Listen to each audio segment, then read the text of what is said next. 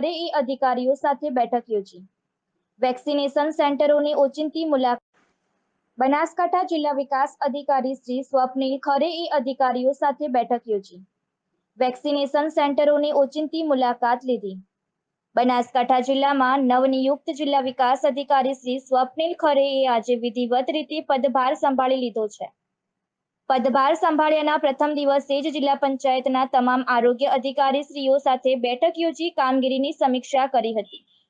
આજે જિલ્લા વિકાસ અધિકારીશ્રીએ ઓચિંતા એસટી વર્કશોપની મુલાકાત લઈ ખાલી પડેલા ટાયરોનું નિરીક્ષણ કરીને ડેપો મેનેજર સાથે ચર્ચા કરી ચોમાસામાં વાહકજન્ય રોગચાળો ન ફેલાય તે માટે તકેદારી રાખવી સૂચના આપી હતી અને જો ખાલી ટાયરોમાં વરસાદી પાણી જોવા મળશે તો આરોગ્ય અધિકારીશ્રીઓ દ્વારા દંડ કરવામાં આવશે તેમ જણાવ્યું હતું. ત્યારબાદ જિલ્લાના વડા મથક પાલનપુર ખાતે અર્બન હેલ્થ સેન્ટર 1, લક્ષ્મીપુરા અને હનુમાન ટેકરી કોરોના રસીકરણ બૂથની મુલાકાત લઈને રસીકરણ કામગીરીમાં જોડાયેલા કર્મચારીઓને પ્રોત્સાહન પૂરું પાડ્યું હતું. ઉપસ્થિત લાભાર્થીઓને પણ રસીકરણ માટે પ્રોત્સાહન પૂરું પાડ્યું હતું. આ મુલાકાત દરમિયાન ઇન્ચાર્જ મુખ્ય જિલ્લા આરોગ્ય અધિકારી Shri doctor DB Mehta, RCHO doctor J H. Hariyani તથા epidemic medical officer doctor N K. Garg સાથે ઉપસ્થિત રહ્યા હતા.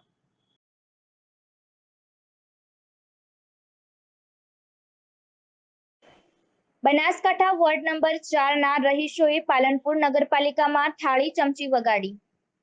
વર્ષોથી વરસાદી પાણીની સમસ્યાનો નિકાલ નથી. પાલિકા તંત્રને જગાડતા રહીશોએ થાળી વગાડી. મુખ્યમંત્રી સુધી રહીશોએ કરી છે એ રજૂઆત. પાલનપુરના મોટાભાગના વિસ્તારોમાં પાણી નિકાલનો નથી હલ.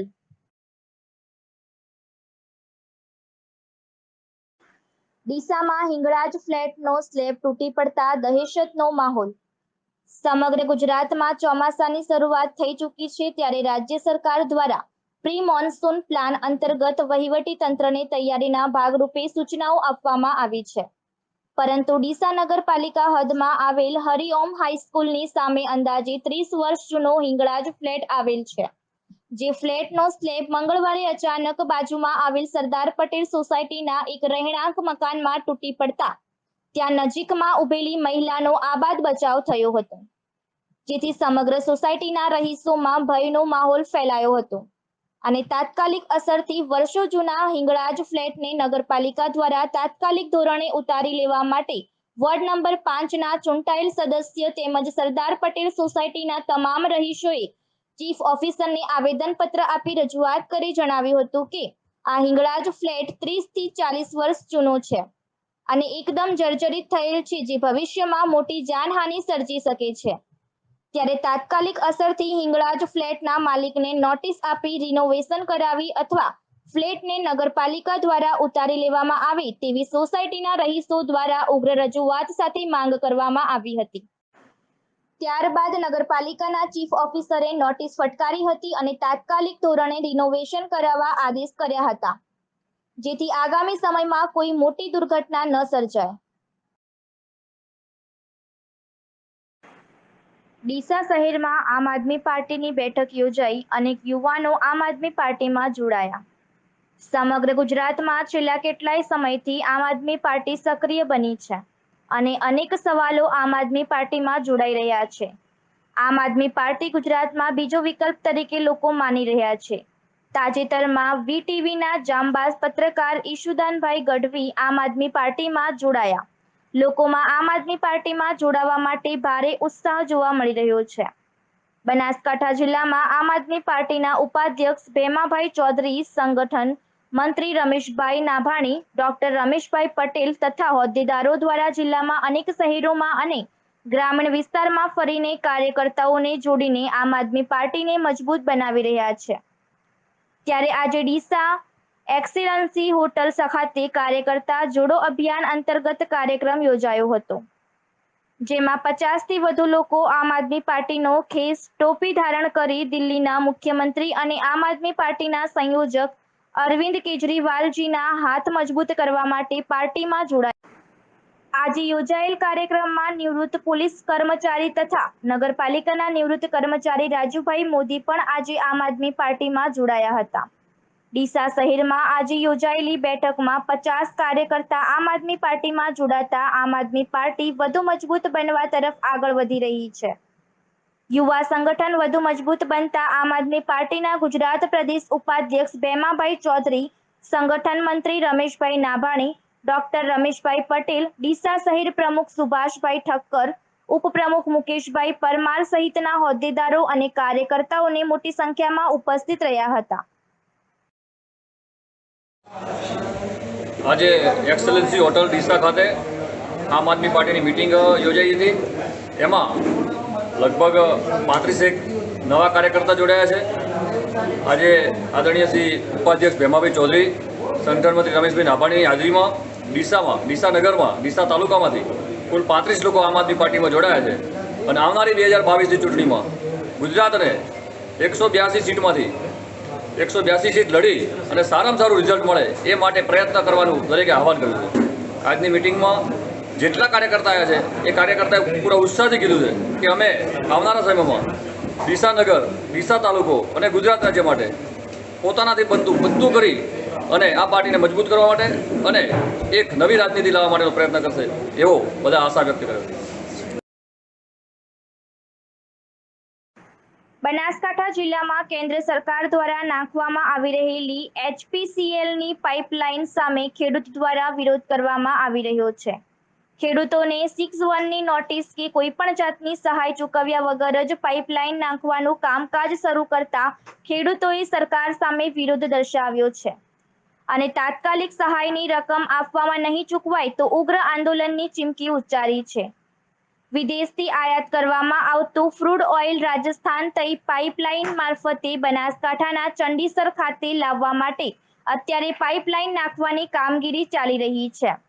જે પાઇપલાઇન બનાસકાંઠા જિલ્લાના પણ 3 તાલુકાઓમાં થઈને પસાર થાય છે, પરંતુ કેટલાક ખેડૂતો દ્વારા આ પાઇપલાઇનનો વિરોધ કરવામાં આવી રહ્યો છે।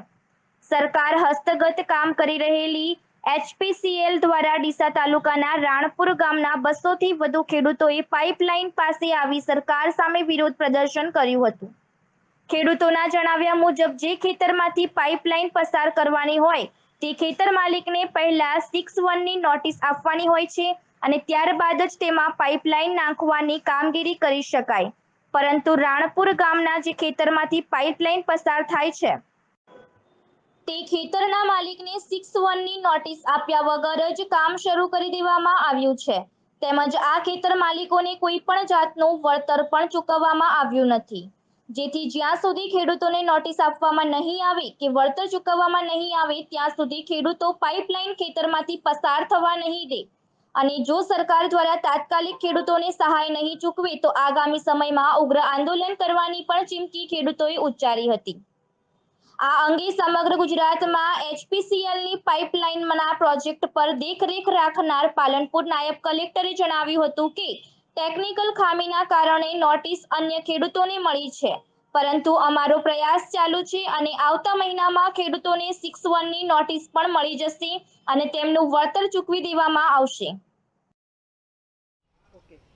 અમારા રાણપુર આથણાસ ગામે HPCL કંપનીની એક પાઇપલાઇન ચાલે છે, તેમાં અમને 6(1)ની હજી સુધી નોટિસ કોઈ પણ બજાવી નથી અને અમારા 100 ખેડૂત જેટલાને અંદાજે ₹1 કરોડ રૂપિયાનું નુકસાન છે અને હજી સુધી કોઈ વળતરની ચોખવટ નથી। વળતર કેટલું આપશે, શું આપશે એ પણ નથી થયું।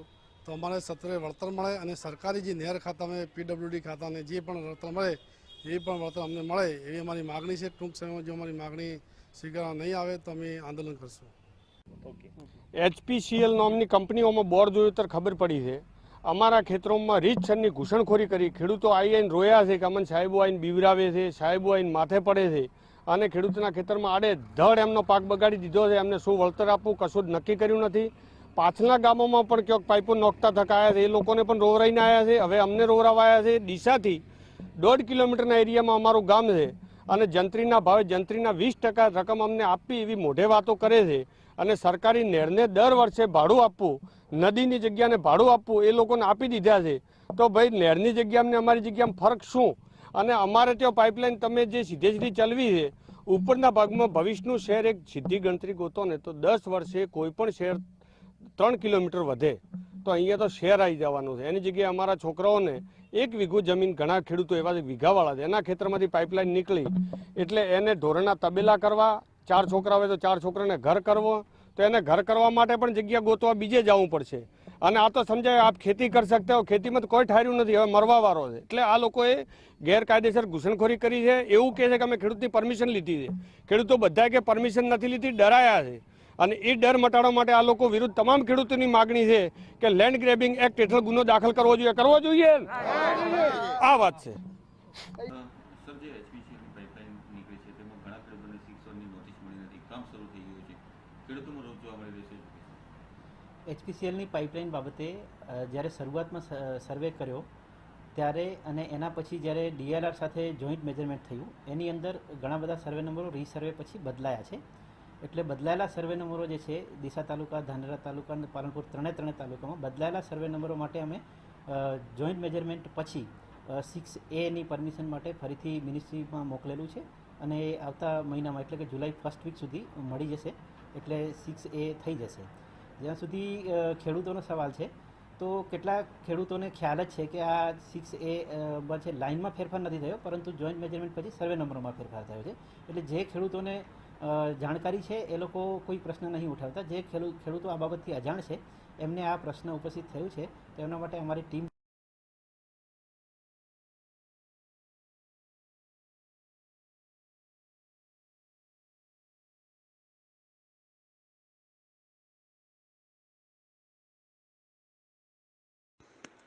સાબરકાંઠા જિલ્લાના હિંમતનગરના બેરણાનો બનાવટી દૂધનો મામલો ફરી એકવાર સામે આવ્યો છે.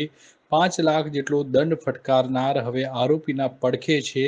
ખાનગી સુરભી ડેરી દ્વારા બેરણા દૂધ મંડળીમાં દૂધ ભરાતું હતું. બેરણાનો બનાવટી દૂધનો આ મામલો છે. અરજદારે જ આરોપી બનાવવાનો પ્રયાસ કરવામાં આવી રહ્યો છે. અન્ય સમાજના લોકો દ્વારા પણ આજે જિલ્લા પોલીસ વડાને આવેદનપત્ર પાઠવવામાં આવ્યું હતું અને ન્યાયની માંગ કરવામાં આવી હતી. ન્યાય ન મળે તો આંદોલનની ચીમકી પણ ઉચ્ચારી છે.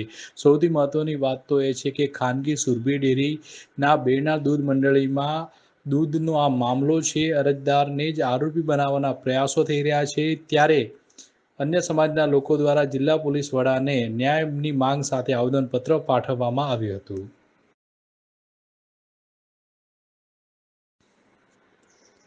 લાખણીમાં માર્ગ મકાન વિભાગ ફરી એકવાર ચર્ચામાં આવ્યું છે. 2.5 કિમીની 4-વે હાઈવેની ગટર લાઇન માટે નાણાં નાખ્યા વગર કામગીરી પૂર્ણ કરી દેવાનું આક્ષેપો લાગી રહ્યા છે. વરસાદી પાણીનો ભરાવો થતાં કોન્ટ્રાક્ટરની લાલિયાવાડી સામે આવી રહી છે. લાખણી તાલુકાના માર્ગ અને મકાન વિભાગ દ્વારા લાખણી બસ સ્ટેન્ડ વિસ્તારમાં 2.5 કિલોમીટર 4 માર્ગીય રોડની મંજૂરી આપવામાં આવી હતી. જે અંતર્ગત 1 વર્ષ અગાઉ કોન્ટ્રાક્ટર દ્વારા લાખણી કેનાલ પુલથી વાસના 3 રસ્તા સુધી 4-વે રોડના કામમાં અધિકારીઓની મિલીજુલીથી એક કૌભાંડ આચરવામાં આવ્યું હોય અને સરકારને ચૂનો લગાડવામાં આવ્યો હોય તેવા આક્ષેપો લાગી રહ્યા છે. ચોમાસાની શરૂઆતમાં પ્રથમ વરસાદના કારણે રોડની આજુબાજુ અને રોડની ઉપર પાણી ભરાઈ જવાથી સ્થાનિક દુકાનદારો અને પેટ્રોલ પંપના માલિકો દ્વારા પાણીના નિકાલ માટેની પાઇપલાઇનની તપાસ કરવામાં આવતા કોન્ટ્રાક્ટર દ્વારા પાઇપલાઇન નાખવામાં આવી જ નથી એવું જાણવા મળી રહ્યું છે. રોડની બાજુમાં થોડા અંતરે પાણીના નિકાલ માટેની કુંડીઓ બનાવી દેવામાં આવી છે, પરંતુ કુંડીમાંથી પાણીના નિકાલ માટે નાખવામાં આવતી પાઇપલાઇન બારોબાર ચાઉ થઈ જવાનો સ્થાનિક લોકોએ આક્ષેપ લગાવ્યો છે અને સ્થાનિક લોકોમાં રોષ પણ ભભૂકી ઉઠ્યો છે. આ બાબતે માર્ગ અને મકાન વિભાગના ઉચ્ચસ્તરીય ટીમ દ્વારા તપાસ થાય તો કૌભાંડ સામે આવી શકે છે તેવો આક્ષેપ ગામ લોકો કરી રહ્યા છે. લાખણી કેનાલથી વાસના 3 રસ્તા સુધીના 4-વે લાઇન હાઈવેની કામગીરીમાં પોલમપોલ કરવામાં આવ્યું છે તેવો આક્ષેપ યોગેશ ત્રિવેદીએ લગાવ્યો હતો.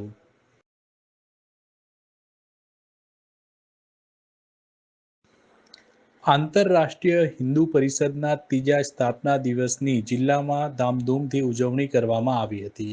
ડોક્ટર પ્રવીણ તોગડિયાના નેતૃત્વથી સંચાલિત સંગઠને સવારે કાર્યાલય પર જ ભગવા ધ્વજ લહેરાવીને ઉત્સવની શરૂઆત કરી અને મહાવીરનગર સર્કલ પર પ્રભુરામના ફોટાની સ્થાપના કરી અને કોરોના પ્રજા સુરક્ષિત રહે તે હેતુથી ટાવર ચોક, હિંમતનગર સહિત ઈડર, વડાલી, ખેડબ્રહ્મા, વિજયનગર, પોશીના, પ્રાંતિજ, તાલોદ વગેરે તાલુકા મથકો પર માસ્ક અને સેનિટાઇઝરનું વિતરણ પણ કરવામાં આવ્યું હતું. બનાસકાંઠા જિલ્લાના લાખણી તાલુકા પંચાયતના પ્રમુખ મહેશભાઈ દવે દ્વારા મુખ્યમંત્રીને પત્ર લખવામાં આવ્યો છે. મહેશભાઈ દવે દ્વારા રજૂઆત કરવામાં આવી છે કે જે ગ્રામ પંચાયતોની જૂન, જુલાઈ અને ડિસેમ્બર 2021 સુધી મુદ્દતો પૂર્ણ થઈ રહી છે તે જગ્યા પર સરપંચોની જગ્યાએ જે સરકારના પ્રતિનિધિઓ મૂકવાના છે તો સરકારના પ્રતિનિધિઓ ના મૂકી અને જે ગામની બોડી છે અને જે સરપંચ અત્યારે વર્તમાનમાં ચાલુ છે તેમને જ મૂકવામાં આવે, કારણ કે કોરોનાના કારણે ચૂંટણી જો શક્ય ના હોય તો વહીવટદાર મૂકવાની જગ્યાએ ચાલુ બોડીને જ સત્તા પર રાખવામાં આવે તેવી રજૂઆત કરતો પત્ર તાલુકા પંચાયત લાખણીના પ્રમુખ મહેશભાઈ દવે દ્વારા મુખ્યમંત્રીને લખવામાં આવ્યો છે.